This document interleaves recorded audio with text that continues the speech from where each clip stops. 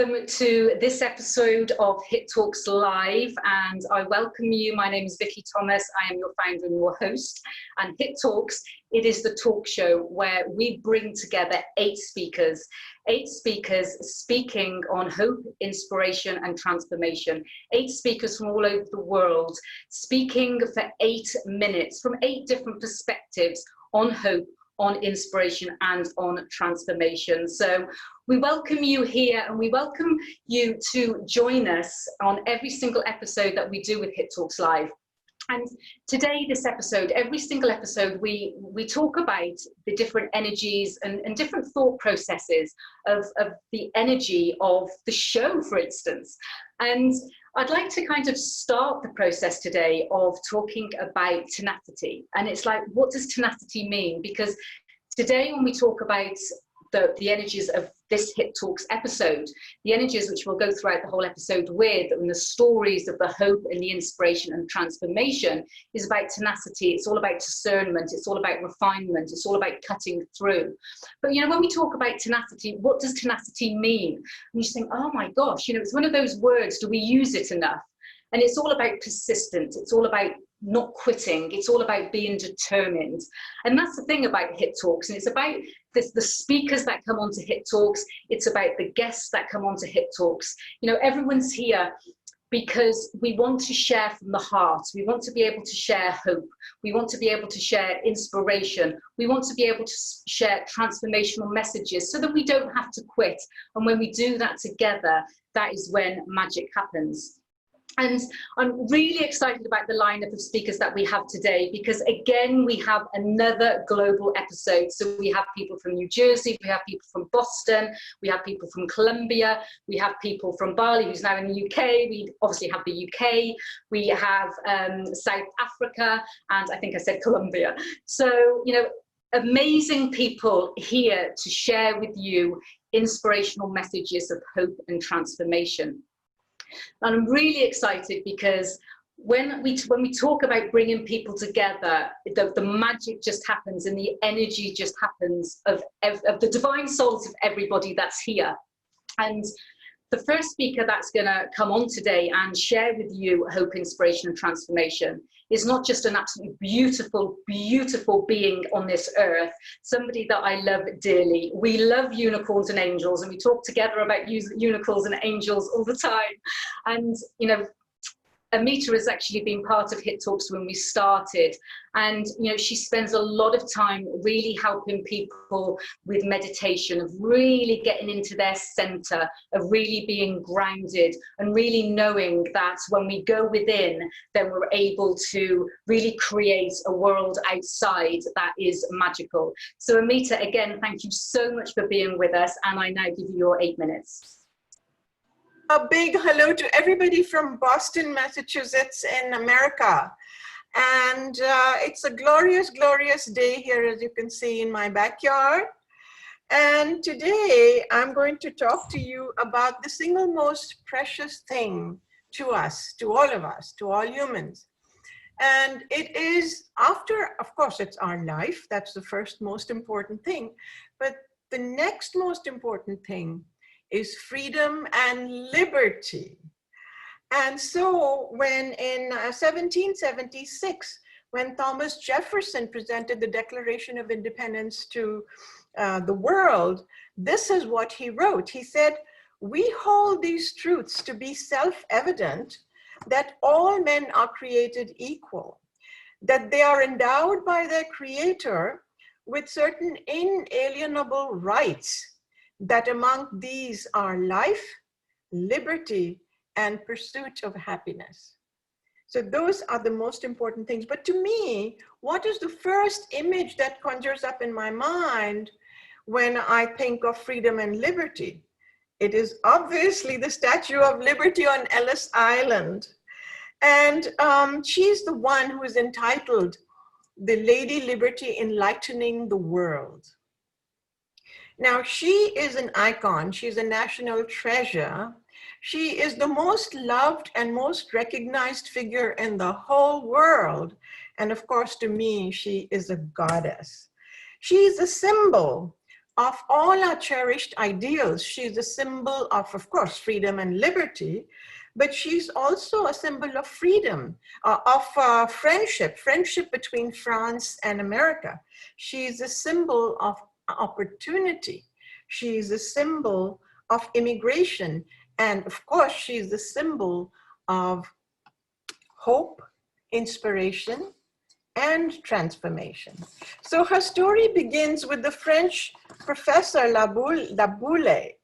In 1865, he invited a whole bunch of French dignitaries and important French people to his house near Versailles for dinner.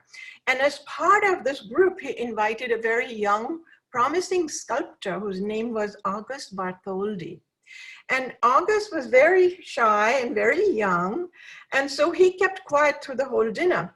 But what was brought, the subject that was brought up here was the creation, the whole idea of creation of a monument to the centennial of the Declaration of Independence in America. That was in 1876, but also a monument to the friendship of America and France. And they said that, oh, the people who build it should be French and the American together. They should both build it together. And Bartholdi just kept quiet the whole time, but in his mind, the vision of Lady Liberty enlightening the world kept coming. And so he went to America a few years later. He came here to find the perfect place to put up this statue. And he kept sketching everything through his journey, and he didn't like anything he sketched, so he would rip it all up and he would throw it in the ocean. And then finally, it wasn't until he entered the New York harbor and he saw the Hudson River pouring into the Atlantic Ocean. And in the middle, he saw this little island, which is now known as Ellis Island. And he could then completely envision this beautiful statue standing there with a torch in her hand and enlightening the world. But he kept quiet about it. So then, when he sketched this, he used his mother's face as the inspiration. And then he met President Grant and important people in America, and they agreed, absolutely agreed immediately that this was a wonderful idea, that we should do it together, that the French will build the statue and that the Americans will build the pedestal. And so the French people started their donations right away. They started fundraising immediately in France. And they had theater and opera and entertainment and prize fights and literary auctions. And the young and the old and the children, they all made donations. And in 1876, the arm with the torch arrived in America. And in 1878, the head went to the World Fair in Paris. And in 1884, the statue was done. Of course, in the World Fair, Mr. Eiffel, who was of the fame of Eiffel Tower, of course, he's the one who actually created the skeleton. He was an engineer, created the skeleton for the Statue of Liberty. And then the statue was completed in 1884. But now the fundraising in America was not going very well. So the statue was ready, towering above Paris, looking down at the roofs, sitting there, waiting for her pedestal, but the pedestal was not ready. And so there was a guy called Joseph Pulitzer. Remember the Pulitzer Prize winning Pulitzer Prize? So this man was the editor of the World newspaper, the largest circulation in America at the time. And he said, okay, I am going to put a full page ad here that anyone who makes a donation for the pedestal for the Statue of Liberty is going to have their name published in this paper. And the paper went all over America and the donations started to pour in. And then in 1883, Emma Lazarus, she wrote this very famous, stirring sonnet. And it's called The New Colossus. And I'll read some lines to you because it's so important. She said, "Keep, ancient lands, your storied pomp," cries she with silent lips. "Give me your tired, your poor, your huddled masses yearning to breathe free, the wretched refuse of your teeming shore. Send these, the homeless, the tempest-torn, to me. I lift my lamp beside the golden door. And so then, the amazing thing is that in 1886, she was installed, and the symbolism of the statue is really quite amazing, because she raises her right hand, and in her right hand, she bears the torch that enlightens the world. The crown symbolizes the rays of the sun, and the 7 spikes of her crown symbolize the 7 seas and the 7 continents. And then the tablet in her left hand has the date of the Declaration of the Independence of America. And then the broken shackles and the chains at her feet are the ones that symbolize the end of slavery. But you know, freedom is never, never free. And what I really want to tell you today is this, that the biggest shackles are the ones that we put upon ourselves, that we prevent our soul from expressing its ideas, expressing its thoughts, expressing its deepest aspirations, expressing its choices, expressing its dreams and hopes. And that is what creates us from giving our greatest discoveries, our innovations, and our creativity that we are capable of to the whole world. And we become slaves to our own ego selves, to our materialism, to our greed, to our vices, to our addictions. And this is what, becoming a slave to ourselves. And this is what we need to free ourselves from. You know, in the 13th century, this is what Rumi asked, a question. He said, why do you stay in prison when the doors are so wide open? So free yourselves, free yourselves. The golden door is inside you. Thank you so much, Dr. Amita, amazing. And yes, and I was just talking about that, and I didn't even know that you were going to be talking about what you were talking about. This is the thing, magic happens. And I was just saying about refinement, the process of removing impurities. And, you know, I just love the way that you're talking about the freedom and the liberty, and just knowing that, you know, it is easy for us, isn't it, to put our own shackles on. And I'm sure many of us have actually seen the pictures of the, you know, the dragon or the dinosaur or the wolf or some sort of animal with shackles around their neck, but, you know, just staying there still and not moving. Or you've seen horses tied around and they think they're tied up, but they don't move, because it's the belief that they are tied. And that happens a lot with us, isn't it? Is that we feel that we're tied and we're unable to do things. So thank you so much for sharing that. As I say, freedom is never really free unless we choose. So love that, Dr. Amita. Thank you so much for sharing. And you know, that brings us on. We talk about freedom, and freedom interlinks in the flow with the love of freedom. I know that there's many people that I speak to, and they say, you know, you'd ask them the question, okay, what do you desire? What is something that you wish? And, you know, many people would say money, abundance, but a lot of people say freedom, and you know, freedom and love, and the ability to be free, the ability for unconditional love, the ability to be able to grow.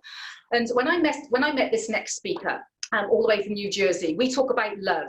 It was just like, you know, he literally just preaches love. He speaks about love continually. And I remember watching his first video clip.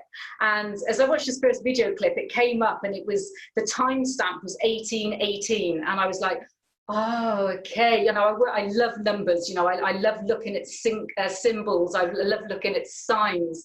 And as that came up at 1818, I was just like, okay. And, you know, the way that he spreads the love, the way he talks about love, the way he talks about, you know, how you're able to free yourself, you know, and Kyle is just one of these people that, as I say, just, and his energy is all about love, and he shows it on his podcast, he shows it on his inspirational messages, he shows it on his Facebook Lives, and as a formal pastor as well. I'm so pleased to have you all the way from New Jersey here, Kyle, and I would like to welcome you to your 8 minutes. 8 minutes. Thank you, Vicky. And I want to say hello and greetings to everyone that's on the panel and to everyone that's watching both now and those that will be watching later. Let me make sure I have my 8 minutes here okay. Dr. Amita, thank you so much for sharing that with us about freedom. And I want to kind of jump in on that a little bit. I love the free course here, how we just have our own little thing that we can talk about. But oftentimes when we get in these environments, there's a flow, there's an energy, there's a frequency that just kind of starts off, and we'll find ourselves flowing right with it. And on the level of freedom and tenacity, for a long time, I lived my life and I thought I was a pretty nice person. I thought I was helpful. I thought I was kind. I thought I was giving, thought I was forgiving and all those things. But what I really didn't understand was how free I was to love. Not only myself, but I didn't really realize how free I was to love others, because I was conditioned for a long time to believe that in order for me really to connect to others and love others and appreciate others, they had to kind of fit within the box that I was living in. That the box for me was a religious box. It was a doctrinal box. It was a theological box. I grew up in a church setting where from a very early age, I was taught this is how you live and this is what you do and this is what you don't do. And you only associate with those that do it this way and say it this way and act this way. And it really created in me a mindset that I wasn't a willing participant in the arena of love, especially as it related to loving others. I remember so often I would walk through the streets of my city and I would see people who I would marginalize because they didn't meet my standards. But I'm happy to say, and I don't say this from a braggadocious position or an egotistical position, but I'm happy to say that I took the freedom that I've been given. I've taken the freedom and I've decided to use it to love, not to put people in boxes, not to create this arena where I held people to certain standards and certain requirements in order to love them. One of the most beautiful things that I try to be very intentional about and try to be very tenacious about is letting people understand that when we talk about loving others, we're not talking about this deep, sensual, I'll die for you kind of love. We're talking about love at a very elementary level, which simply says, I will do no harm to you. I love you from this capacity. I will not hurt you. I will not do any harm to you. So what if we every person alive, every person that will ever live, takes up this position? I will love you in a capacity where I will never harm you. Talk about removing all of the things that bind us. Talk about all of the things that really limit us from being the free people that we really are when we're approaching love from that position. Love is this beautiful energy. It's this beautiful light. It's this beautiful element that I really deeply believe that every single person is created in the same essence. And it is our true essence. It is who we really are. We really are love beings. We really are light beings. I know, I understand that we'll look at things sometimes, we'll judge it otherwise. But there's something that I learned. If I look at people from what I see on the outside, I'm going to always miss the truth that's on the inside of them. And that's a process, because it's so easy for us to get immediately into that position of just judging what we see on the outside. But it takes tenacity. It takes it takes a willingness to be committed to saying, no, I'm not going to judge you based upon what I see. I'm going to treat you based upon what I know. And what is it that we know? What is it that I hope we know? Is that every single human being is worthy of our love. Every single human being is worthy of our respect. Every single human being is worthy of the appreciation, the same love, the same appreciation that we heap upon ourselves. It's a beautiful, beautiful world we live in. And perspective really matters. How do you see the world? How do you see those you work with? How do you see those who you shop with? How do you see those that are in your neighborhood? How do you see those who don't look like you, don't talk like you, don't act like you? How do you see people in that category? Perspective matters. It plays a huge role in how we reach out, help, reach out, love, reach out, and be part of this community called life. And I want to encourage you, I want to motivate you, I want to stimulate you if I can, to, when you walk outside of your door every day, when you go out about your day, your job, whatever it is, be intentional about this one thing. And that is looking at people and saying to yourself, this person is highly beloved just like I am. This person is highly accepted just like I am. And that really, really changes how we see others and how we see this world we live in. So I hope, as I'm generally very optimistic. I'm glass full kind of person. So the glass is always full to me. Sometimes people say, well, that's naive, that's whatever. And I say, well, I don't know, because that's my choice. I have this choice to be this way. I made a decision. This is how I'm going to be. I'm going to be optimistic. I'm going to be intentional about what I see, what I feel, how I interpret things. You have that same opportunity. You have that same choice. You can be intentional about how you see things. And I hope that you will choose to see yourself and see others as love beings, as light beings, regardless of whatever they may be presenting to you at the moment. See beyond that and see people for the beauty that they really are. And it changes your perception. It changes how you feel. It changes how you approach your day, your life, and everything about you. I've been in this journey for a little bit. I've been on the one side where it was regimented through religion and doctrine and ideology. I've been on that side, and that wasn't very pleasant. Now I'm on the other side. I'm free. And it's life. It's fun. It's exciting. It's liberating. So I hope that if you're not here, I hope you're working towards getting here.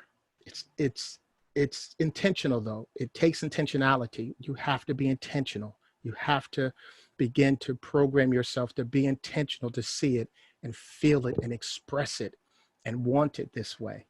And it happens.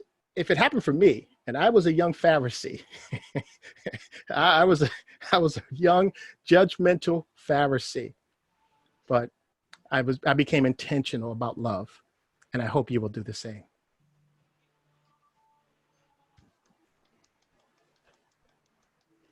Thank you so much, Kyle. Amazing. I love you so much, and I see you, and I see your soul. And as I'm sure everybody here in the live room and everyone watching the replay can actually feel your soul, feel your energy. And love is beautiful. It is energy. It is light, as you say. And we are all light beings. And, you know, we couldn't make this up about you using the words of tenacity and determination, because literally a couple of, maybe 15 minutes before we came live, I did a recording on exactly what you were saying about love and about refinement and about, you know, how we can actually go within and see the light shining from in, because we are, all of us, we have a really sparkly diamond, every single one of us inside of us.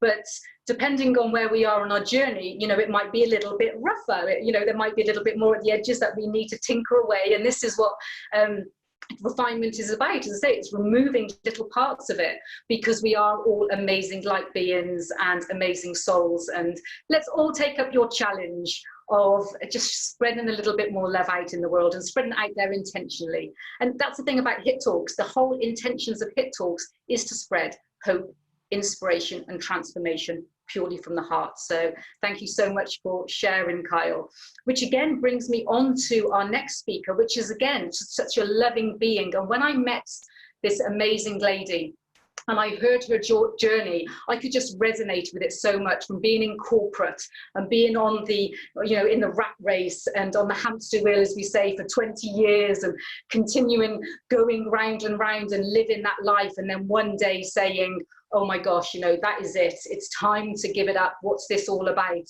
And, when I met her, I loved her energy.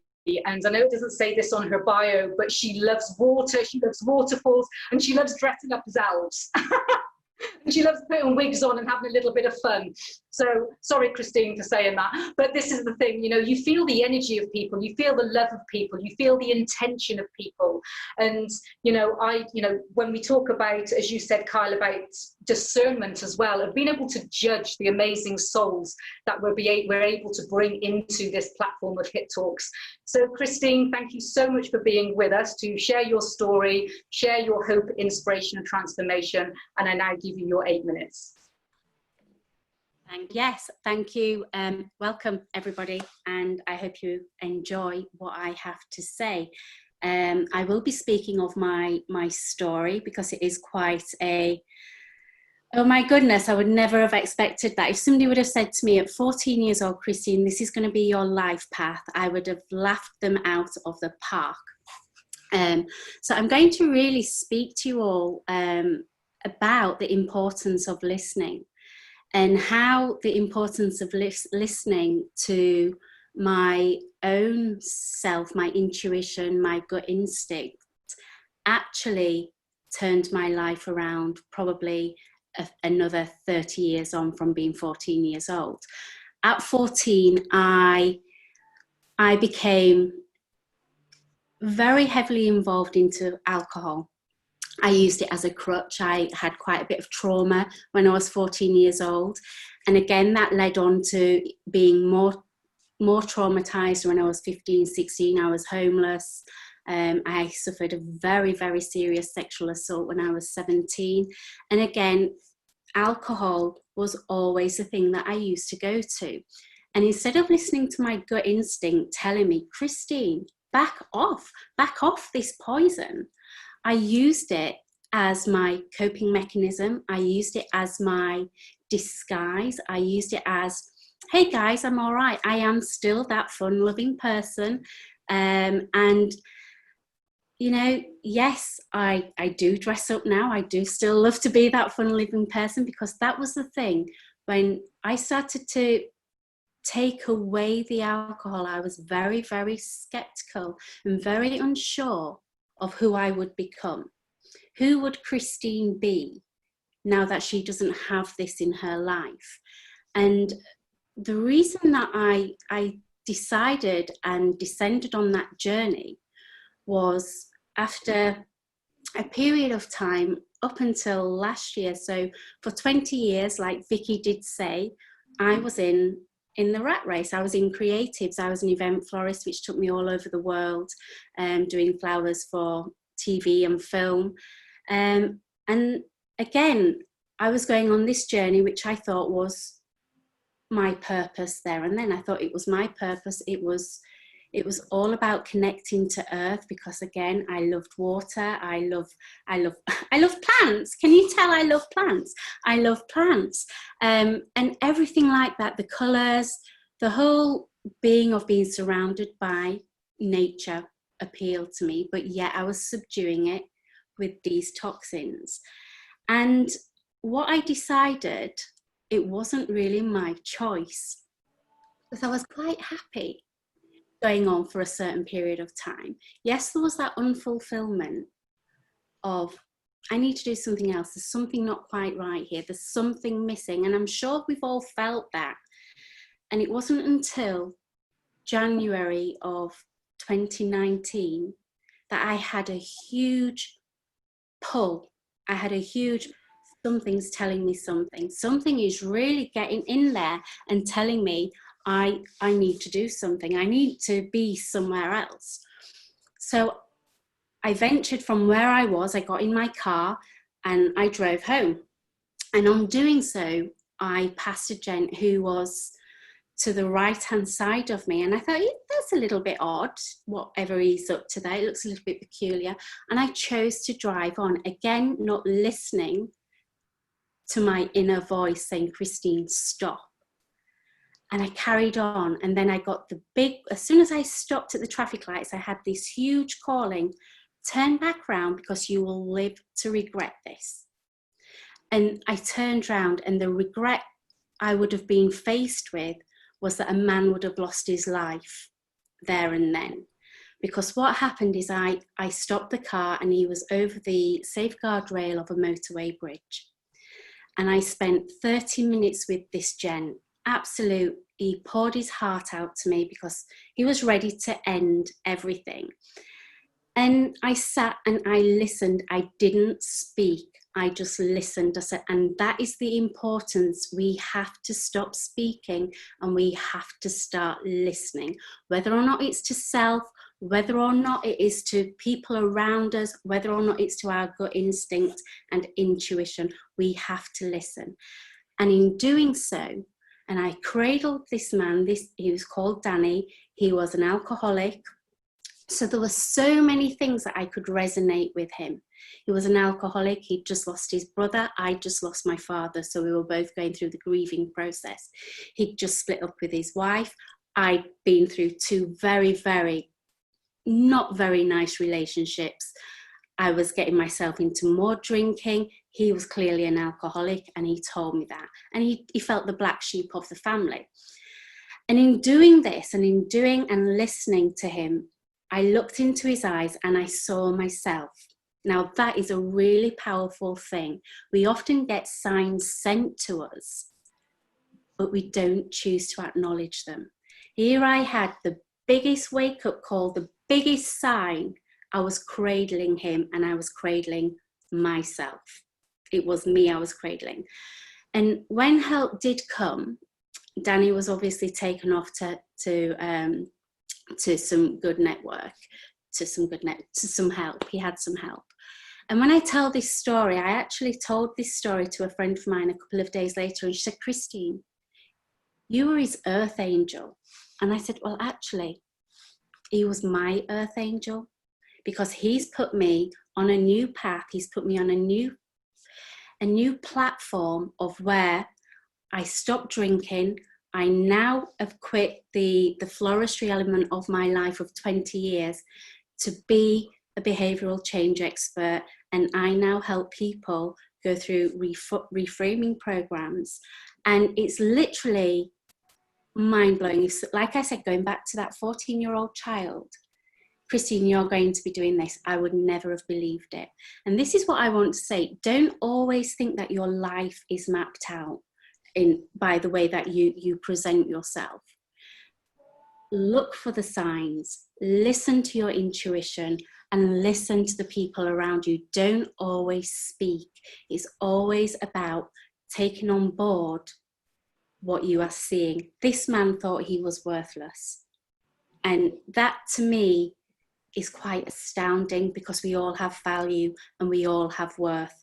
And, I know that Kyle mentioned freedom. The biggest thing that I learned about listening to my own self and my own values was I learned how to free myself.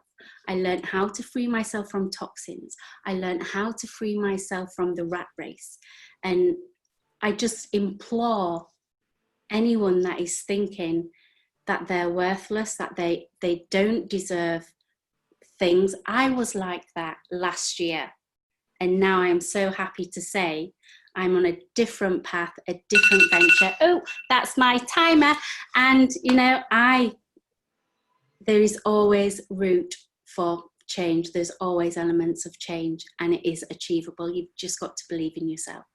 And on that note, thank you so much. And I'll pass it over back to Vicky. Thank you.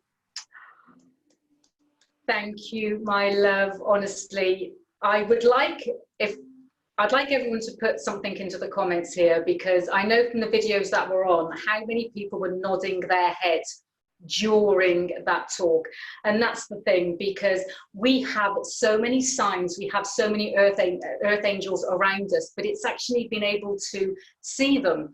And sometimes we're not in the position, or we're not, you know, we haven't got the freedom, or let's say the word tenacity, to be able to understand the signs. And I know that, you know, my husband laughs at me when I say I've had another download, because, you know, these are the signs.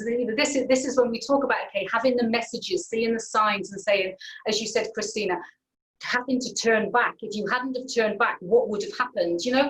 And, you know, we have our destination, but it's the path, it's the process going down there, and following the signs, seeing the messages, listening to the internal guidance that we all have, but sometimes we haven't got the faith in ourselves to listen to it. And, you know, we wouldn't all be here in this live Zoom room. We wouldn't all be here watching the replay if I hadn't listened to my messages, if I hadn't listened to my downloads, as I call them, because Hit Talk was a download. It was a creation. It wasn't something created by me. It was given to me. I was specifically told, you have to do a talk show. It has to be 8 people for 8 minutes on this date, 02/02/2020, which equals 8. And it was so profound. And I had another one the other night, and I'm not going to share that with you yet, but it's seeing the messages and the signs when they're that strong to make Christine turn the car around. So thank you so much for sharing that raw and real story with us. And I know that we can all resonate and take something from that as well, which then brings me on to another amazing speaker. We're all amazing. We're all amazing. We're all full of love. We're all full of light. This next speaker, again from the United Kingdom. Now, I call him the Book of Wisdom, because every time I speak to him, it's just so much knowledge here. And he literally has helped so many people all over the world with PTSD, with their trauma, with inspiration. And I know that he says here that he's a master therapist, but this does not do him justice for what he does, because he's forever speaking to me about Merlin the Wizard and angels and, you know, and rocks and, you know, different energy fields and forces. And it, you know, as I say, I love to call him the Book of Rich Wisdom. So Richard, thank you so much, my friend, for being here with us. And I now give you your 8 minutes. Hello, everyone. There's not really much I think I can say following that. But yeah, so thank you for that. And I do remember the first time we had a conversation, it was very much along those lines, which is beautiful. And honestly, you can tell there's a group vortex going, because everything you guys have said, it's like when you prepare a presentation, you go into the room and then someone gives it just before you do, and you have to kind of think on the spot. So thank you guys. Thank you, Anita. Thank you, everybody. What I really want to just bring in that, and I'm just going to share a little bit of my personal story. But one of the things that really comes up is with the freedom, with the love, with the listening, and really kind of tuning into things. One thing that I find is one of the biggest turning points for people is the moment at which they take accountability for the freedom, they take accountability for the love, and they take accountability for their identity and the story that they're holding. And it's at that point where they start listening to themselves. It's that point where they start listening to other people. And it's so important. This is where we sort of come to. So basically my story, I was actually born in a British army barracks in Germany. So dad was in the army, and my mum ended up being a counsellor. So I was kind of raised by a counsellor and this fantastic guy who was in the military, and he ended up leaving training. But one of the things that we hadn't realized at the time was the fact that I was actually severely dyslexic. So when I was at school, they thought that maybe there was something wrong with me. I wasn't keeping up with the written work and all that kind of thing.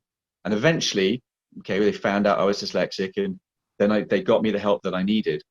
But over the years, with the dyslexia, you pick up a lot of beliefs. And this is what people sort of have a look at, where you were talking about sort of personal freedom. And Dr. Anita, and that story that we have, what I started doing was believing like I'd fail my tests, I'd work as hard as I could. Everybody else would go out and play, and I couldn't go out and play. I had to stay and work. So I started to believe that I just wasn't as good as everybody else, and I was broken. I also had a problem with my eye, a hole in my heart. I had special shoes. I was a bit of a Forrest Gump kid. And so you just kind of, you just develop that tenacity that it doesn't matter anything I do. If I'm going to fail at, I might as well just do something I enjoy, and I'll just fail at that, but at least I'll enjoy it on the journey. Because of that, I became a little bit of had a bit of a misspent youth. So I can completely understand using alcohol as a crutch. For me, alcohol, cannabis, a lot of different bits and pieces. So if mum and dad, you watch this, I apologize. I did give them a bit of a hard time. And eventually, cut long story short, went to university, didn't do particularly well there either, ended up in corporate. And around the age of about 22, I had a phone call, anonymous phone call. I was working in a big sales environment. This is 300 people all on the phones making calls to international blue chip companies. And the phone went, and I got this phone call, and a phone call I don't even know to this day who it was. I have a suspicion, telling me that one of my close friends from when I was growing up had actually become a heroin addict.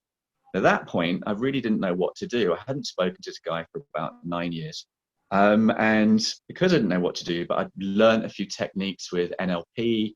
We've been learning negotiation, and I used to do quite a bit of counseling, because that's what my mum kind of taught me to cope with some of the things in my childhood. So say it out and say it proud. So I basically, for the first time, parents are Christian, I said a prayer. And I just sat there. I don't really know what to do. I was like, "Dear Lord, please help my friend." And I literally, for the first time ever, got an answer. I literally had a voice. I turned around to see if one of my friends was taking the mickey out of me, and the voice just said, "If you love him that much, why don't you help him?" And I was like, "Well, how am I going to do this?" I said, "Okay, dear Lord, if you give me the skills to help my friend, then I'll help anybody that you ever bring to me. I'll dedicate my life to you." And the voice just said, "You don't need to trade, but done." And then the phone went, and it's the second time, which, to be quite frank, if you've ever worked in telesales, the phone never rings. And it's a friend of mine who's a very good therapist. It's on Harley Street with Dominic Knight. He phoned me, hadn't spoken to him in 2 years, and I was telling him, and he was working with, I believe he was working with coke addicts in the US at the time. And so I asked him to help my friends, and he refused. But what he did say was, okay, he wanted to say thank you to me for something that happened in the past. And so he gave me a phone number. And so I called this phone number, and I got through to a person. I can't really put too many names together, but I ended up training in clinical hypnotherapy, and I became a master of clinical hypnotherapy and NLP with a guy by the name Richard Bandler, who invented NLP, and I trained with people like Michael Neal, and then I trained with people like Paul McKenna, who were quite famous back in the day for what they were doing. And when I met my friend, I managed to get him, and Richard Bandler actually took me to one side. He did a lot of work with Vietnam veterans. And so I got my friends, and we had a bit of a chat, and later on he managed to give up the heroin himself. But at that point, I then became known as Hypno Rich. So I would go out in my local town, and I've got a lot of friends that were in the forces, and when they came back from the military, they would tell me, if they came back from the front line, we'd be having a drink, and then they would sort of take me to one side, and then they would tell me about an event that had happened, or something had happened that they were traumatized by, they were having nightmares about. So I decided to dedicate my life at that point to helping people heal trauma and PTSD. Now, one of the things that doing that, I connected at a Christmas party with Richard Bandler, and we were having a chat, and he said, "Okay, have you ever heard of psycho-cybernetics?" And this is where it really sort of comes into what you were saying, Dr. Anita, as well, about personal freedom. So Maxwell Maltz in 1960 developed this book, Psycho-Cybernetics, and he found something called the success mechanism, that everybody on the planet, your brain is hardwired to achieve one thing in life. What it achieves is your personal identity, your template of who you think you are. And between the age of 0 and 20, everything that happens to you develop these beliefs. So there's me at sort of 5 or 6 years old, and there's my family. We didn't have as much money as some of the other members of our family. So I'm sitting there developing that to love my family, I'm going to love is better than money. And so I developed this belief. So I grow up later on in life, and I'm rejecting money. I develop other beliefs. So what I started doing was really looking at the science of what it takes for people to be successful. Now, Tony Robbins, Zig Ziglar, Brian Tracy, everything they do If you even Google psycho-cybernetics by Maxwell Maltz, it comes up as the core of their work. At the point at which somebody changes their personal template or changes a belief on their template is the point at which they change their life. But when I was working with the soldiers, what I noticed was once you got them over a trauma, over PTSD, or you resolved it and cleared it up, they're not in the army anymore. They've got no reason to really exist. And so what I wanted to know was, how do you actually build a life? And it's not just about success. What is the difference between somebody who's okay, somebody's happy, somebody's success, or somebody who has complete greatness in their life? And so I spent about 15 years modeling people that were great in various different things. World champion athletes. One of the friends I was lucky to have had 17 world championship titles. I've got other friends in the industry. I've got friends who are fantastic thought leaders. And what I noticed, and this is really where it came down, was the difference between success and greatness was the point at which somebody goes from their head consciousness, their identity that they've created for themselves, which also contains every limitation that they've got, and they sink down into their heart consciousness, and they decide from the heart, what do I want to do? What am I passionate about? And this is when we say to people, some people are successful, and some people say they have a vocation, they have a calling. Some people say they have a purpose, other people say they have a passion. If you took Picasso, and you took Mozart and you took Beethoven and you put them on an island by themselves, individual islands, and you came back 50 years later, there'd be an island full of music, there'd be an island full of painting. They don't care if anybody in the world sees what they do. This is how they communicate with their own heart, and they show their heart to the world. If you take somebody who's got a purpose to do this and do that, save the rhino, and that's beautiful that they're doing that, you put them on an island by themselves and they don't really have much to do.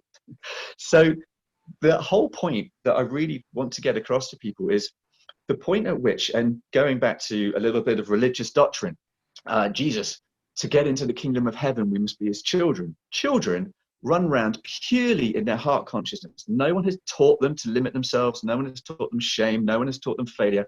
No one has taught them that they need to do this in order to be loved and accepted. They just want to have ice cream in the morning. They want to play when they want to play. And there's no part of them that's holding the belief that they can't do something.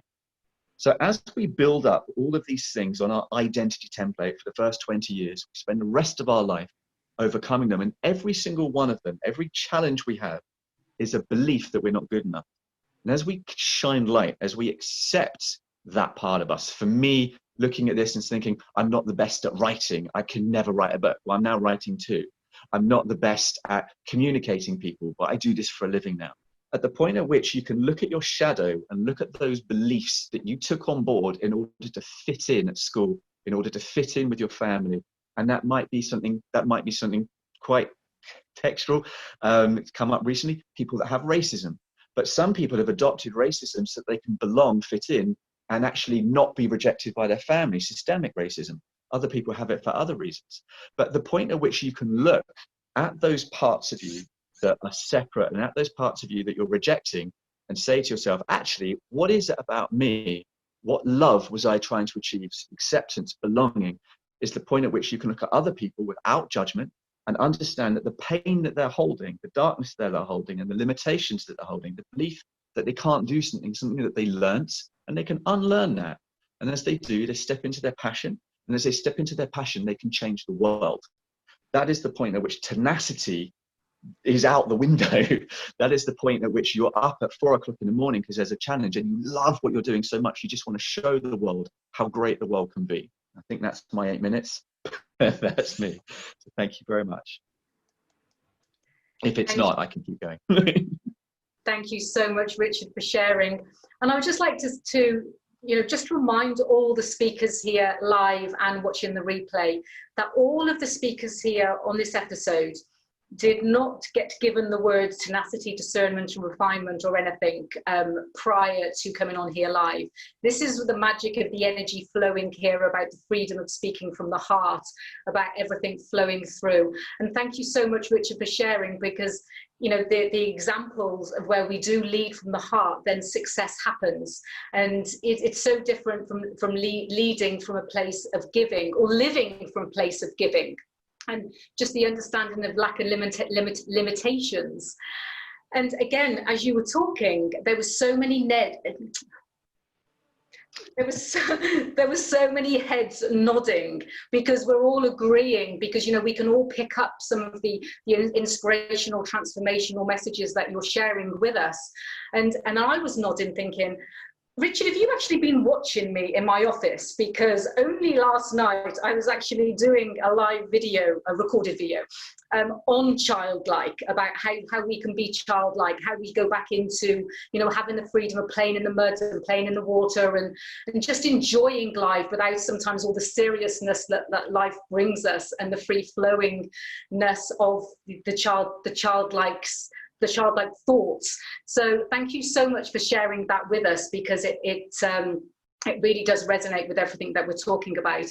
And again, when we resonate about talking about all the messages that we've had so far, and we're talking about earth angels, I really want to invite our next speaker on, which truly is an earth angel. And if she's an earth angel, I do want to say that her dog Dora is just one of the most amazing earth angels that there is. I actually did a Facebook Live earlier. Michael jumped on, and I brought my dog into it as well. I thought maybe we should do a little bit more with our earth angel dogs. But Virginia, she truly is an earth angel, doing what comes from the heart. This is a woman that is inspiring change all over the world. Her I Trust You movement, she really is really capturing hearts and working from a heart perspective. And when you feel her energy and you feel her love about why she's here, there's a reason why we're all connected. There's a reason why we're in the Zoom room here together. And there's a reason why she is actually on this earth, to actually bring people together, get people to trust each other and make a difference. So my darling Virginia, my earth angel, my soul sister, I now give you your 8 minutes. Thank you so much, Vicki, for having me. And thank you everyone that's come together here to co-create and share space. And I just really want to honor all of us for taking this time, because it's such a special thing to just set the intention to share stories and to learn from each other, and to just get inspired, because I feel like even just one little sentence that one of us is going to share here, one of the things that we're going to say is going to have a ripple effect that is going to, touch millions of lives. And so I like to look at every moment like that, and every time that community comes together, I really like to honor that. And so yeah, before I start my talk, I would love to do a little facilitation, because I love the importance of breath. And so if we could all just close our eyes and just connecting all of us together all across the world and all these beautiful different screens on Zoom through our breath. So we're going to take 3 deep breaths.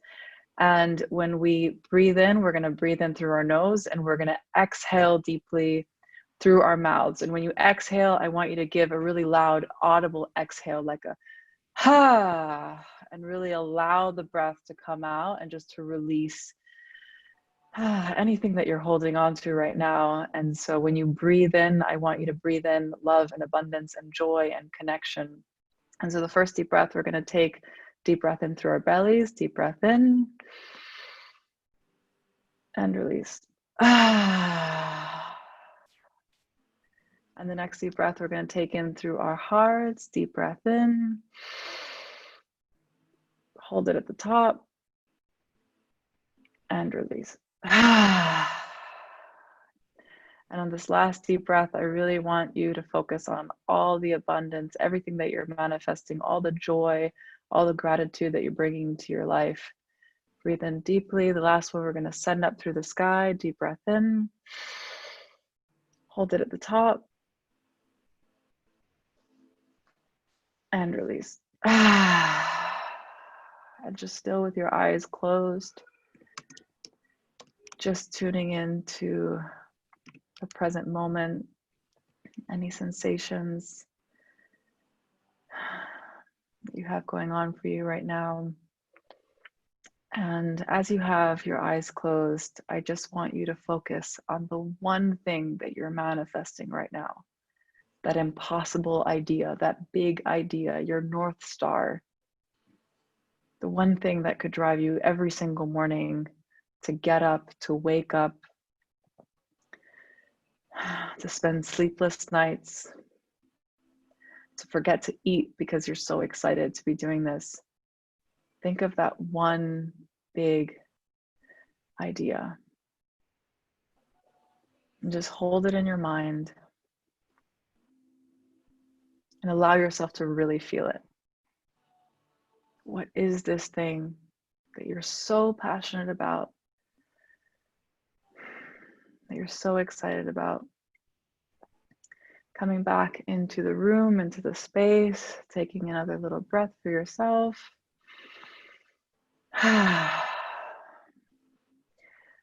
And I want you to open your eyes and take that manifestation and write it into this chat for everyone to see so that we can manifest together. I manifest, and then write whatever that is. I already wrote mine before, so I'm going to put it in here.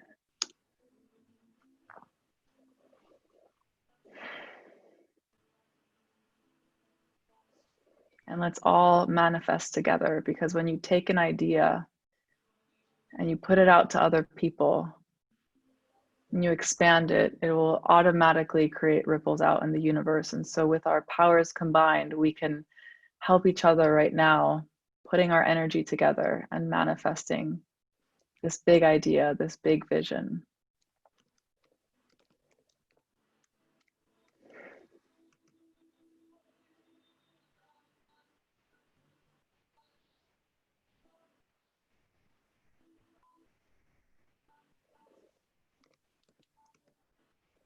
So many beautiful manifestations coming in already.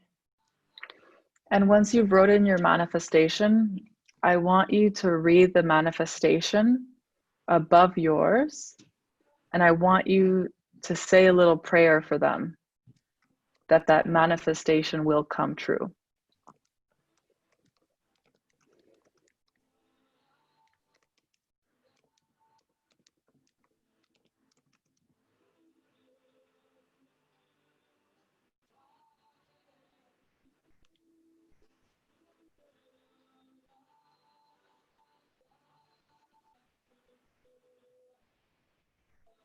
It's easy to see also why people are coming together in this space right now.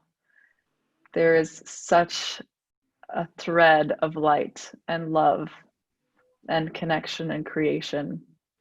And it just gives me so much hope seeing everyone here together with all their gifts and everything that you're sharing for the world. So thank you for that. Praying for your manifestations, bringing energy of light and love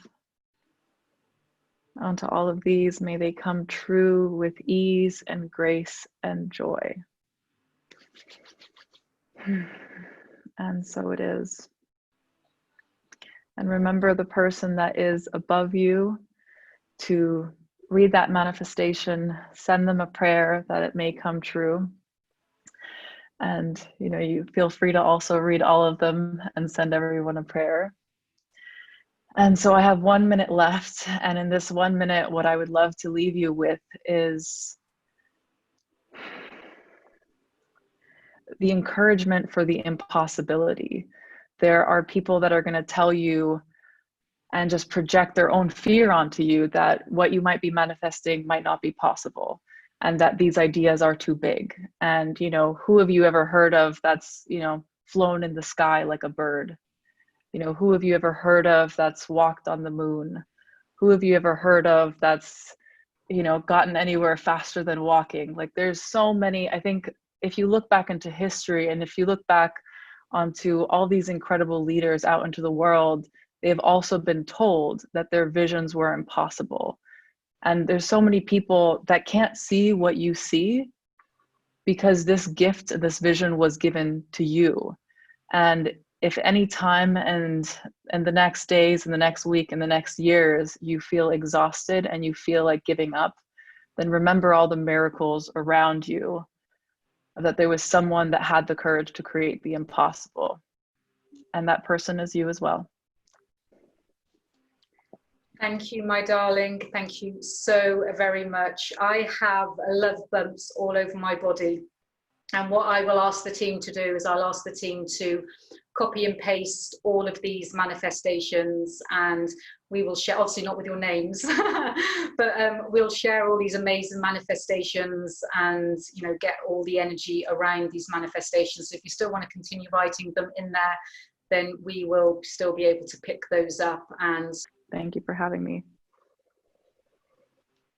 What she didn't share is, you know, I have a magazine with Veronica Sosa. I don't think she's actually in here at the moment. Veronica's magazine here, Business Fit magazine.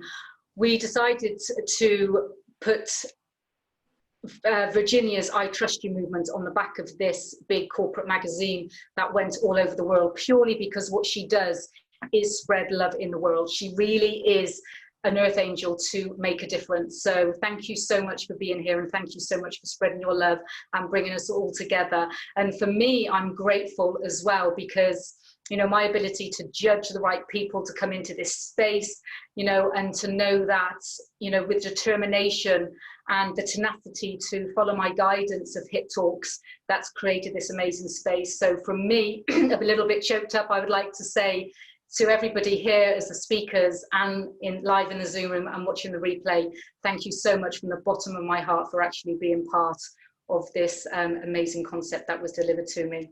So amazing. Thank you, Virginia. And that takes us on to the next speaker, where when you know, again, the alignment of bringing everyone together, because, you know, when you even look at the manifestations, it's about transformation. It's about making a difference.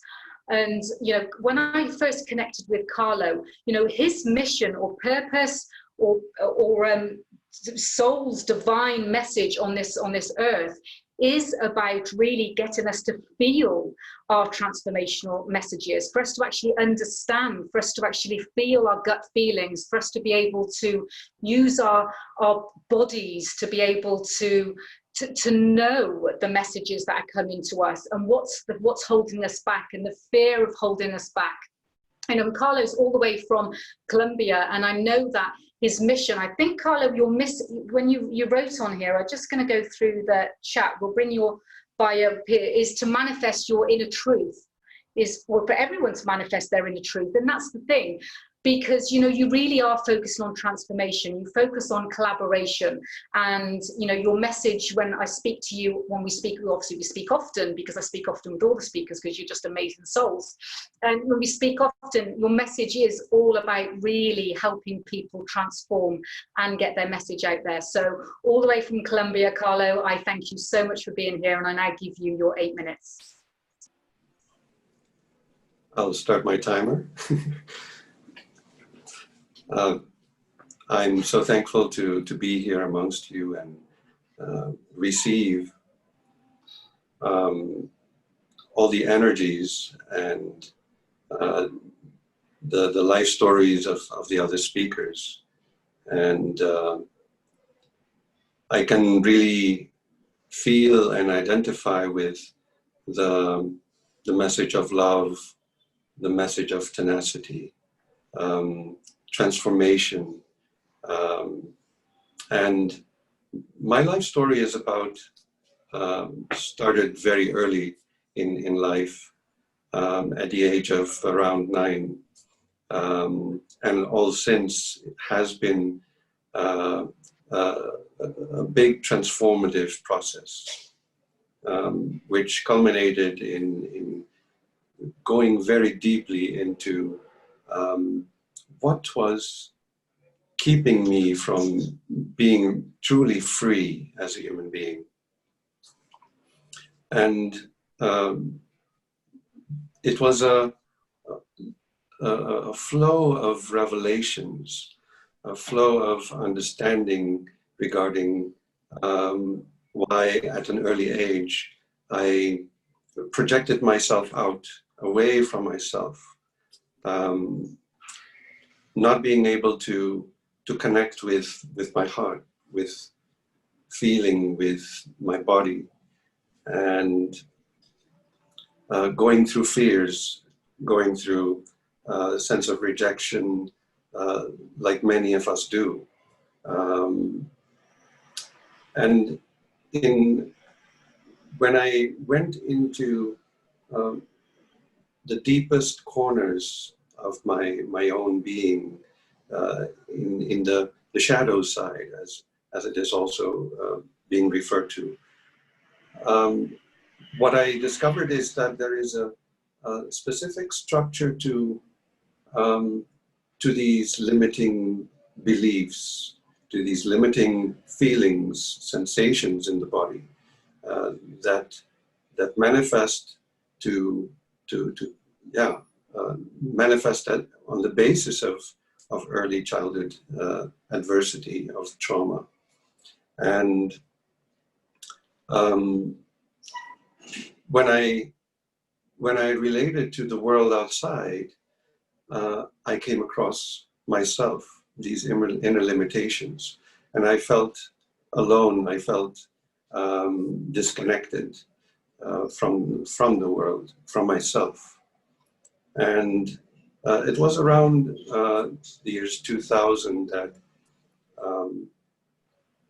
that I went into the deepest corners of my heart and felt these the sadness and all these rejection and fears, losing the loss of control inside my body, as tensions, as heaviness, as blocks, as burning, as pain. And I was it was a process of that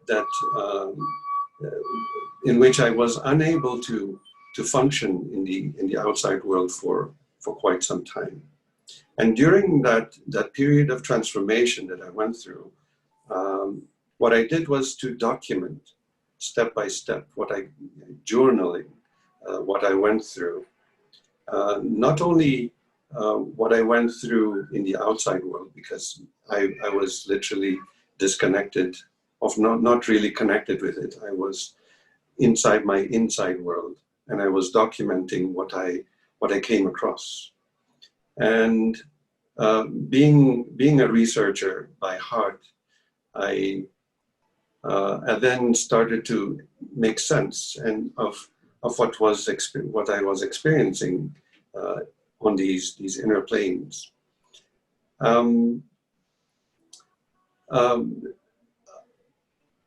From that, I started understanding and putting into writing this understanding that I refer to as IOLI.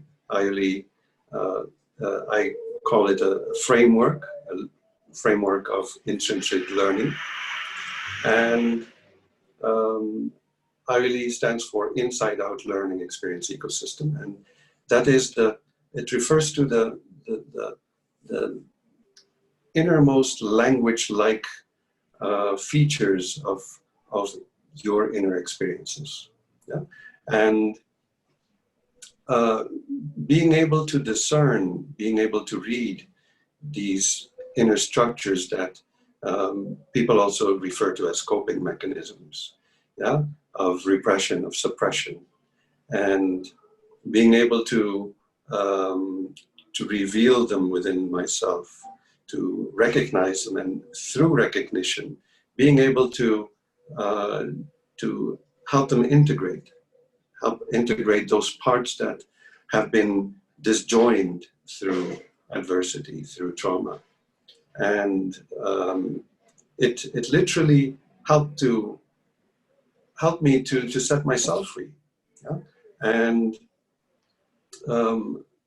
what evolved was a freedom that that doesn't have a structure, a freedom in which I've become an instrument of feeling, of connection, of presence, of heartfelt connection. Yeah. And there I was, looking at my inner world, being able to be present to the inner child that didn't experience the type of connection that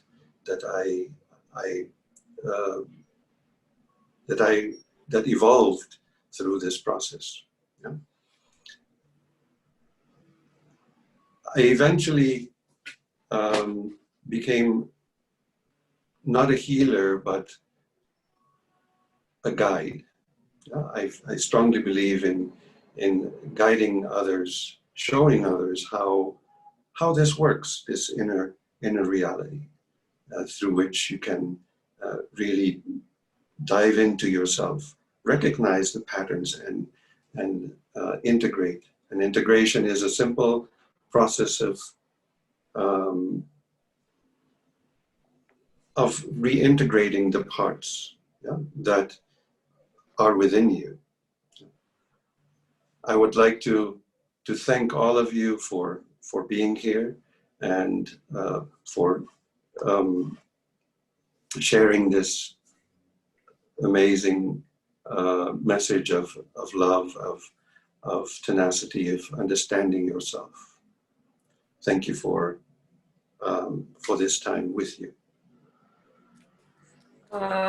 Thank you, Carlo. So lovely to have you with us. And again, you know, the synchronicity of everything being brought together, because, you know, we do feel alone, we do feel disconnected.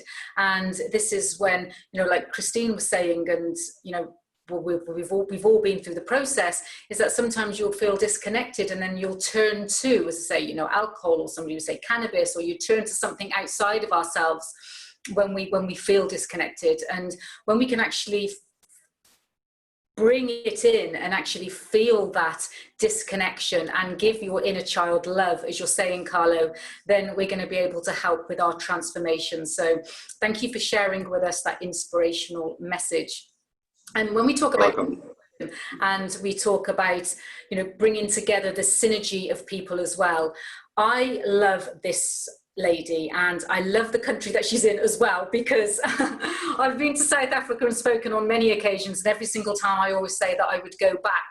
But Nikki, not only is she just a fellow talk show host in South Africa, where she talks where people have actually been through the transformational journey of surviving cancer, you know, she's literally, again, another earth angel that is in this world to help people create freedom, to help people use their passion, to inspire others, to make a difference, not just in their life, but make a difference to the lives of people around them. Because it is a ripple effect, because when we do change ourselves and when we make a difference to us as beings, then it's a ripple effect as it goes on to everybody else. And I know that to be true for myself as well.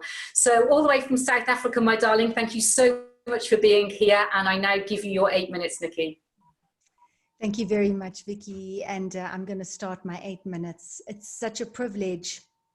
Thank you for inviting me.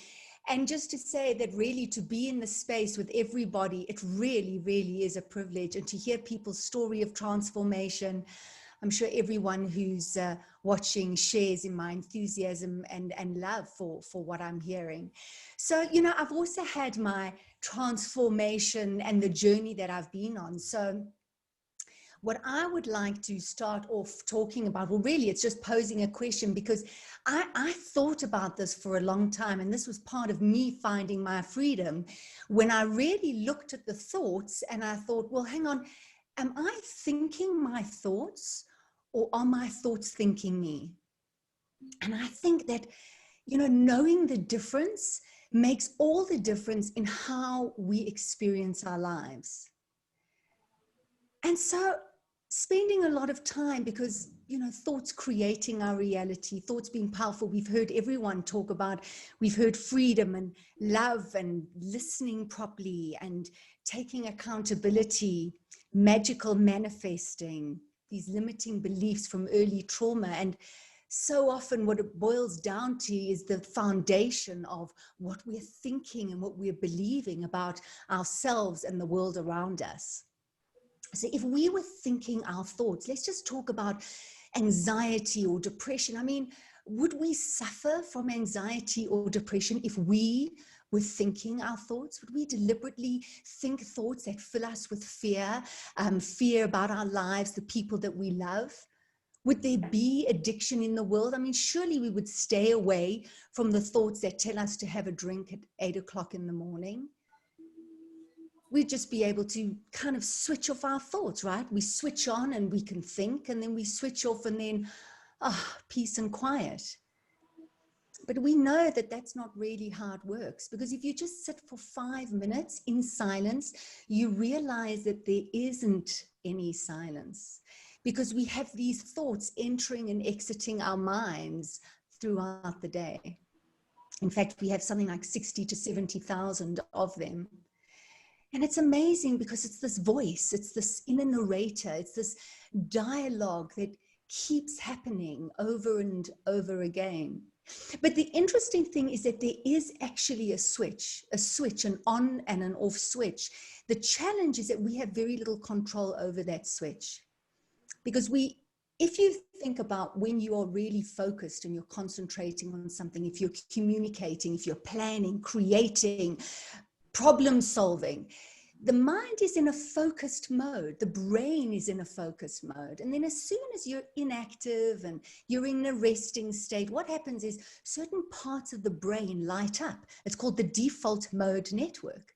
And the interesting thing is these parts of the brain that light up bring about self-conscious thinking, daydreaming, thinking about others, ruminating about the past, projecting into the future.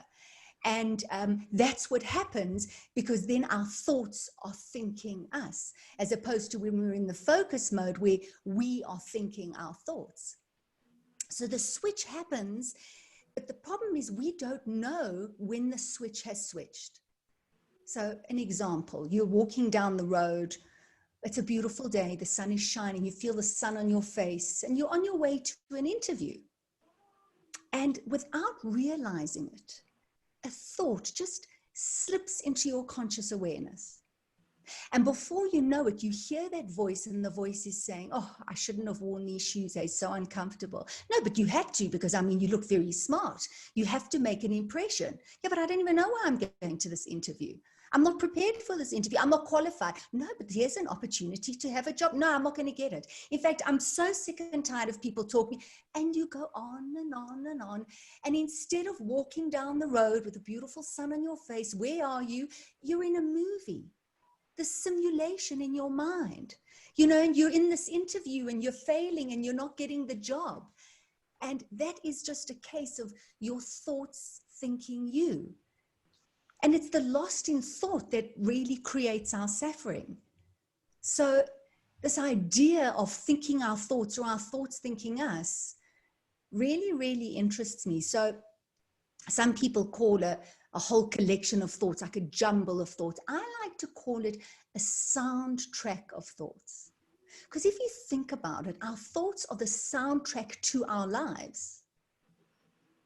I mean, what does a soundtrack bring to a movie?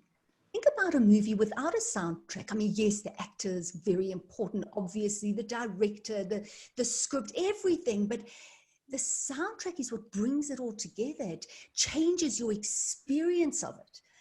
I mean, just imagine that iconic movie where you have those young men running on the beach and you've got the Chariots of Fire music in the background. I mean, that's uplifting, it's inspiring, it's motivating. That's what the soundtrack does. Or that other iconic scene where you've got these kids in the sea and they're squealing and they're so happy. And if there was normal music playing in the background, you'd think, oh, this is absolutely fantastic. But then, of course, you hear that Jaws soundtrack and you're filled with fear. And you know, these soundtracks create the entire experience. And we have a soundtrack playing in the background.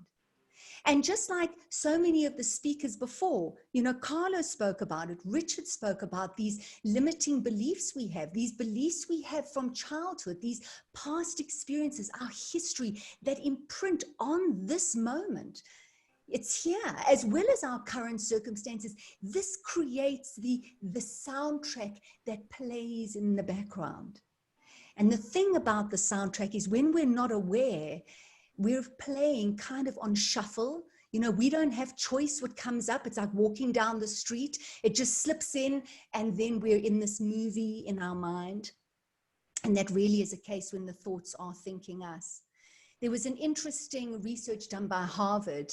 Two psychologists did research, Matthew Killingsworth, and they wanted to see what made people happy and what made people unhappy. And so they tracked their emotional state and their thinking state. And what they found, very interesting, is that 47% of the day we are lost in thought.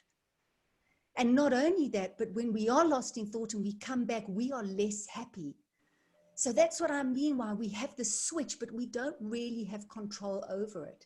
And you see, our thoughts create everything. If we've heard from a lot of our speakers, because we think something and then we have the sensation in our body and then the emotion comes out and then we take action. It becomes absolutely real. And so because our thoughts feel so real, because we experience our thoughts, we think we are our thoughts. So Michael Singer, who wrote The Untethered Soul, talks about the roommate in your head. And what I loved and really was a huge enlightening moment for me was the realization that I wasn't my thoughts, that I was the observer of my thoughts. So all of these thoughts coming in my mind, you know, the soundtrack would be the one that traps the thought and then creates the reality. As soon as I realized I'm simply the observer, I'm not my thoughts, I was free. And so it gives you a space when you realize that you are not the thinker, you are the observer, to pause, to select the soundtrack you want playing, and then to press play. So are we thinking our thoughts? Are our thoughts thinking us? Both. But with intentionality, with tenacity, we can choose which soundtrack we're going to play. Thanks. Thank you so much, Nikki. Soundtrack of our thoughts. We can all put our favorite soundtracks into the chat, into the chat box. But again, synchronicity, because it's the ability to know our thoughts don't control us. And it's very much, as you say, that we can actually be the leader of our lives, but just making sure that our thoughts don't actually take place in the wrong place, you know. And it's really the default mode network, as you talk about. So again, so many nodding heads here. And what I just want to say in the chat box as well for the people watching the replay here, you know, some of the messages, every speaker tonight is inspiring and so blessed to be part of this energy tonight. And yeah, it's being the observer of our thoughts. There's so much love, light and clarity. So thank you so much for, again, sharing your hope, sharing your inspiration and sharing your transformational messages with us. So that brings us to our final speaker, who I'm not going to say final because it's, you know, nothing's ever final. That's just my thoughts. But this amazing man who's been a friend of mine for many years. And, you know, we'll bring his bio up, and his bio, again, just doesn't do him justice whatsoever, because not only, again, has he just got, amazing puppies, he's just breeding puppies at the moment. I don't know what's happening, but he just seems to be having puppies everywhere. Not him, but his dog. And, but he's done so much in the business world. You know, I know him through the property world, but he has a story that everyone will be able to resonate with. But he is one of the strongest characters that I know to be able to get through everything that he's got through, still getting through it and still running his businesses. So Michael, thank you so much for being part of Hit Talks, and I'd like to give you your 8 minutes, my friend. Wow, thank you, Vicky. That's very, very kind. I love Hit Talks already. It's fantastic. I just want to say, everyone so far, honestly, a few of you mentioned it actually, and I think it was Richard that said there's like a vortex of how everyone's connected together in what they're expressing. And honestly, like, every one of you, from the talk from Carl with love to the talk from Richard and Nikki, every one of you have actually touched everything that's come through my life in a strange way. But it's lovely. It's lovely to hear, because it means we are here for the right reasons. And thank you, Vicky, for creating this. It's a beautiful place already. So I just want to talk to you about finding this Spartan within. I call it my little Spartan, and it sounds strange saying that. And it was born literally, like my son, from the way my son was born, a little strong little warrior But for me, the little Spartan is something within us that we all have. To others, they might call it a different word. It might be your spirit. It might be, you know, God in you. It might be, you know, strength and, you know, or the strength of perseverance. It could be hope. But for me, it's my little Spartan. And I truly believe we all have a little Spartan within us that's always born at the same time we're born. It's in us. It's not physical. It's an energy. And it sounds strange, but it's an extra strength that we've all got. And as children, we've got it, and we don't realize we have it as children. And it can kind of disperse in life, I think, as you grow older. And for me, I found that happened in my life. So whilst I was younger, I was like most children, happy-go-lucky. You do everything. You think you can. You think you'd never break your leg if you jump off a tall building. You think you're Superman. You can do anything you want. You got every bit of hope, and you can literally create the world that you want, whether it's imaginary or living it out. You have got that power within you.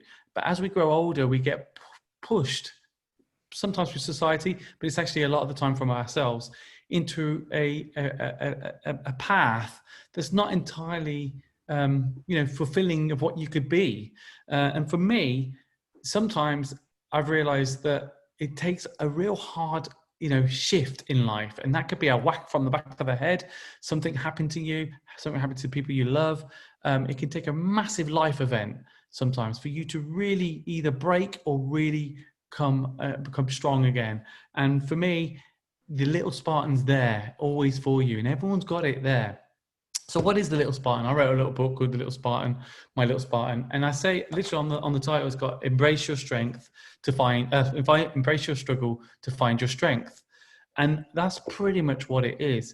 I truly believe you have to embrace the struggle. You have to be aware of where you are, accept where you are. That could include forgiveness, like we did to the midwives that made my son severely disabled. For many people that don't know, my son was born completely healthy, came home healthy, and a midwife made a mistake that left him blind, deaf, spastic cerebral palsy, non-verbal, literally just taste left. And it was really hard. And we went through a lot of other struggles. There was cancer scares, and my wife's father committed suicide. There's been a lot, and it's hard to sort of like think about it and think that you could get through a lot of these things. But we ended up having PTSD, literally. I thought that's the sort of thing that you get if you're in the army, you know what I mean? But it affects people in many different ways, but we had it. And the reality is that I had to find something, I had to survive, and it took a massive hit. Now, a lot of people talk about they go to drugs or alcohol for me it was food. So within a couple of months I actually put on 3 stones. So for me it was food, and I just stuffed down that food to suppress all the feelings. I was killing the little Spartan within me. I was killing it. But there is a power within us, and you've got to unleash it. You have to make that decision. It's up to you. And I just want people to understand that at the end of the day, you can be the creator of anything you want. Like Vicky mentioned with property, within 10 months, I went to a decent amount of property and a net worth that I was really happy with. But actually, it's not about money. It's not about anything like that. This year alone, I actually sold a lot of the property because I feel there's going to change in the market. And I've sort of, you got to do what's right for you. It's not about what you think's right for you. So I found that for me, unleashing the little Spartan within me, my inner Spartan, gave me the strength. And I believe everyone has that within them. So what is the little Spartan, and how can you find the little Spartan? Well, first of all, whatever position you're in, you've got to remember the date. I call it, they say save the date. So my son was born in May 2012, 18th of May 2012. So that's the date. And I call on it as my why, my reason why.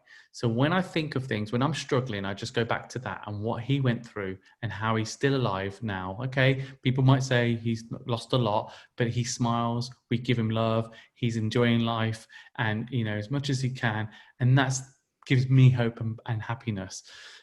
So you've got to manifest that. So everyone has this, and you could be seeing it in the religious context, you can see it in hope, but it's something I truly believe, an energy, something within us called the Spartan. And I think that many of us underestimate our power. We think we can't do anything. I'm dyslexic and I wrote a book. I've actually written a screenplay. I'm writing a movie on it, a fictional movie on a fictional one. So it's a disabled child that becomes a superhero. Something different for a change. Yeah, so it's my son, but they've changed the name slightly. And I just, and actually, instead of like, you know, you got Batman, you got the person that helps Batman, the butler, that's my daughter. So I've put the main characters are women, you know, because, and, you know, and the main character is a disabled child as well. So it's not really me. I die in it trying to help him. But anyway, the point is, I want to change things. I want to get my message out there. I want people to understand that there is hope, there is possibilities. You can do anything you want. Like Carl mentioned it earlier, it's all about love. I love the NHS. We never hated on them. They made a mistake. It left my son severely disabled. It's left our family severely disabled, going on holidays, doing normal things, been very, very difficult. But as long as you keep going back to save that date, you can literally bring up your why. Save the date, bring up your why, and you too can find your inner Spartan and unleash it. You've got to embrace that struggle to find your strength. And that's the message I want to say. And before I go, because I've got about a minute or two left, I just want to say there's one quote that from Jack London that I want to just read out to you. And you've probably seen it. It's called, it's an Ace of Spades quote. It's very old, Jack London. So life is not always a matter of holding good cards, but sometimes playing a poor hand well. Now think about that. We didn't have the ace card, but we're still in the game and we can play our cards as well as we can. And it's how you stay in the game that counts. So I want you to remember that when you really want to pull out your inner Spartan, that hope, that strength, remember to find it, the clue, the tip, save the date, look at it, don't dwell on it, and use it for strength to move forward. And you too can play a good card. Hand well. Thank you. I love you, and it's so much on time there, look. Thank you so much. Oh my God, my life is not not all about holding the right cards, as you say. It's actually about being in the game. So thank you so much for sharing. Thank you so much for sharing your inner Spartan. And wow, you know, it's like we're at the end of the, you know, the 8 speakers speaking for 8 minutes already, but don't go yet. We do have a little surprise for you at the end. But just to sum up, every single episode, I get blown away as we talk about the magic and we talk about the people that come together and the messages that just infuse, like, you know, infuse together with the energy, you know, the flow that comes through, because nobody knows what the other speakers are going to be talking about. It's purely shared from the heart with intentions of love. And we can think about, you know, what Amita said about the freedoms and the shackles, and we, you know, sometimes, you know, we feel that we have these shackles and these chains on us, but really the door to freedom and opening our door to, you know, our empowered life is within. And really, and as Kyle said, loving from within, and just spread a little bit more love out there into the world, and just think, you know, am I able to love that person more with no judgment, you know, because it is so easy to judge. And we all know, if we asked ourselves the amount of judging that we do. So sometimes it's just stepping back and saying, am I judging? Could I just give a little bit more love, even to that thought? Because as Nikki said, thoughts are feelings. And, you know, we really need to listen a little bit more. And then we can talk about what Virginia said, manifestations, and bringing the manifestations into our field, and just doing a little bit of praying and doing this with an energy vortex as well. And transformational messages, how we can make a difference with these transformational messages, the intentions of love, seeing the signs. Sometimes, you know, being able to turn the car around and see the signs to say, I need to be able to stop, not to only save that person from taking his life, but also save me from the life that perhaps I would have had if I hadn't made that difference. And being angels, you know, we are all angels. So, oh my gosh, you know, for me, you know, just being here listening to everybody, you know, the hope, the inspiration and the transformation, I just have to say from the bottom of my heart, thank you for everyone for being part of this episode and for everyone watching the replay. And when we were in the break, I did ask the team to put something together just to play at the end, because it just felt so apt. So I'd like you to stay on just for a few more minutes if you have the time, because this song just came instantly into me. This was the song that I played at the first episode of Hit Talks, which wasn't called Hit Talks at the time. It was the 02/02/2020 transmission, which was the sign, which was the message that was given to me to create this platform. And then with everything that came together, I was like, oh my gosh, Jane, can we put this song together and just play for everybody? Because I feel it really is going to really mold together the love and the intentions and all of these special messages that we've shared together today. So Jane, if you'd like to bring this song up, please, just please enjoy it.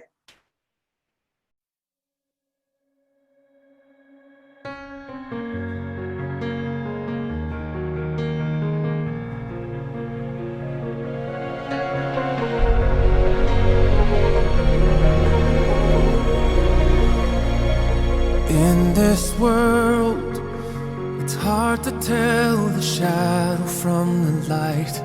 What is real can find a way to hide behind the lies. Don't be fooled or ruled by voices all around you, 'cause your road will always be revealed.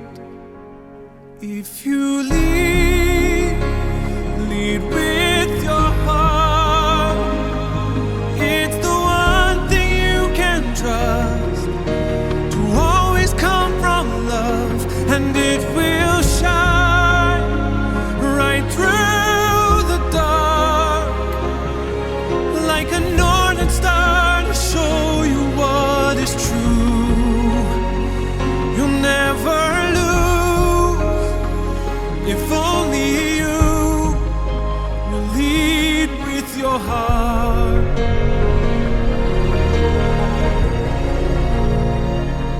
You have been the truest friend that anyone could have, and the love you always give, I want you to get back.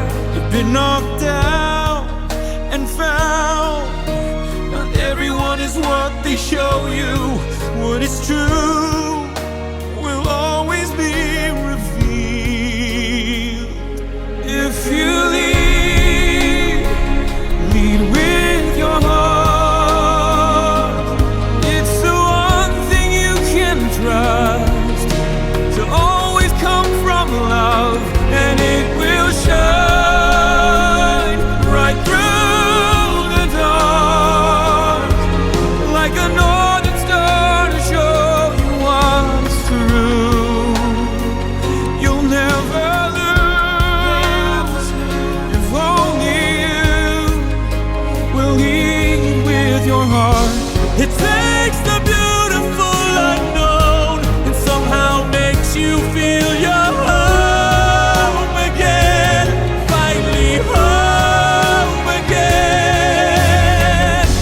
And there's no longer any doubt what the mystery's about for you, or what you should do. Lead with your heart. It's the one thing you can trust, to always come from love. Lead with your heart.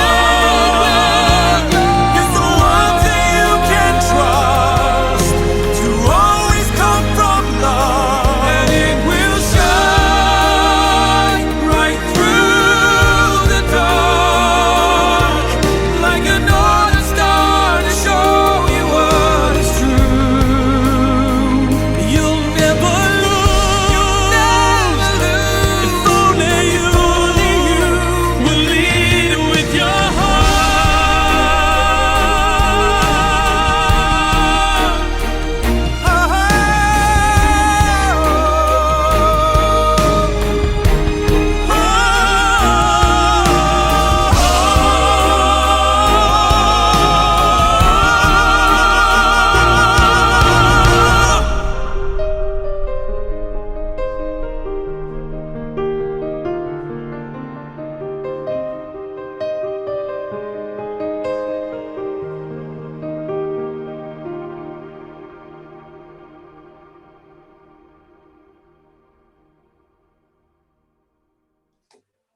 Thank you so much, everybody, for being here for this episode of Hit Talks. And it was just so emotional for me to actually play that now after it was the first episode of Hit Talks, that it was played back in February. So anyway, love you all. Have an absolutely amazing evening. Please join us on the next episode, which is on the 21st.